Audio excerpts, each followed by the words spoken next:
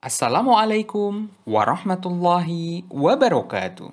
Bertemu kembali dengan saya Hijrah Purnama Putra dalam mata kuliah Audit Lingkungan.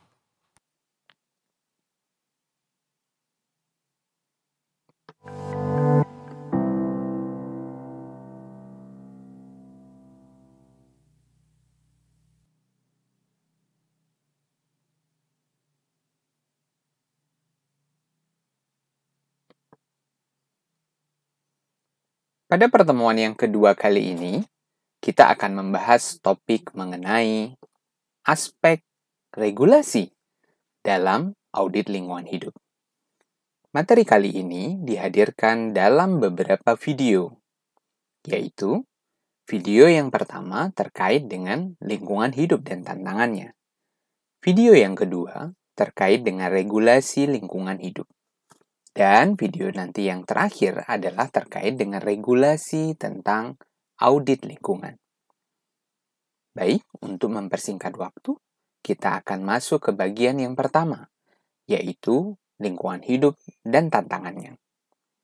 Seperti yang kita ketahui bersama, masalah lingkungan bukan lagi masalah Indonesia saja, tapi juga menjadi masalah global. Hampir setiap negara memiliki masalah terhadap lingkungan hidupnya. Namun, memang dituntut setiap negara juga harus mampu menyelesaikan berbagai macam persoalan yang dihadapinya. Tidak ketinggalan dengan Indonesia, berbagai macam permasalahan dihadapi, mulai dari polusi air, banjir, kekeringan, keanekaragaman hayati, degradasi lahan, deforestasi, urbanisasi, terkait dengan lubang ozon, polusi udara, dan nanti akan berhubungan dengan perubahan iklim. Tidak lain, kegiatan-kegiatan tersebut pastinya berhubungan dengan jumlah populasi yang terus meningkat. Setiap tahun, jumlah populasi terus naik, sehingga akses menuju sumber daya alam diharuskan untuk dapat dipenuhi agar kelangsungan hidup populasi penduduk ini terus bisa dicapai. Akibatnya adalah kuantitas air, kualitas air, keanekaragaman hayati, dan pengaruh terhadap lahan akan berdampak negatif. Akhirnya apa?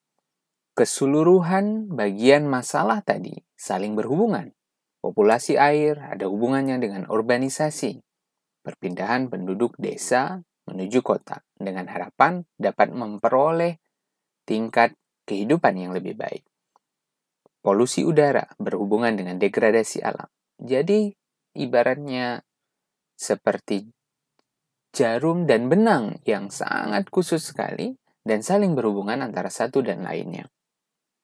Kita tahu kualitas lingkungan, misalnya kualitas air sungai, kualitas air udara, kualitas-kualitas yang lain yang terus cenderung menurun setiap tahunnya. Karena apa? Karena berbagai macam pengaruh yang terjadi. Akibatnya, yang terjadi saat ini adalah era dari krisis. Krisis sumber energi. Walaupun kita juga sudah mulai belajar menuju ke arah energi-energi terbarukan.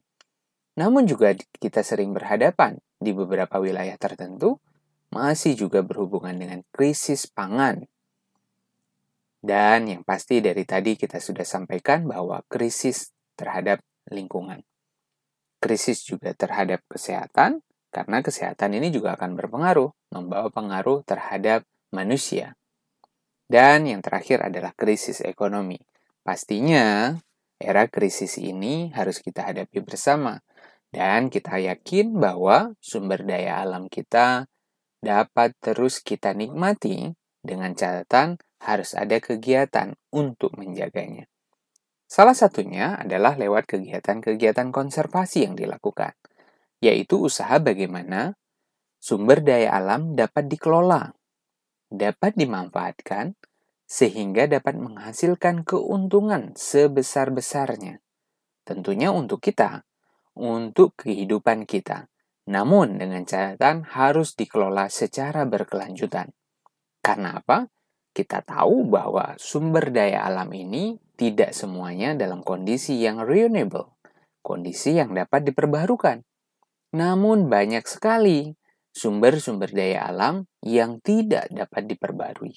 Sehingga jika digunakan semaksimal mungkin saat ini, tanpa adanya mekanisme untuk bagaimana mengkonservasi, merawat, memelihara, pastinya sumber daya alam tersebut tidak akan berkelanjutan. Aspek-aspek konservasi tentunya banyak sekali. Misalnya perlindungan terhadap sumber daya alam, pemeliharaan, kemudian pemanfaatan secara berkelanjutan, restorasi, dan penguatan lingkungan alam itu sendiri. Jadi, ibarat alam butuh manusia, juga sebaliknya, manusia juga butuh alam. Kedua hal ini saling mensupport agar kehidupan di dalamnya dapat berjalan dengan baik.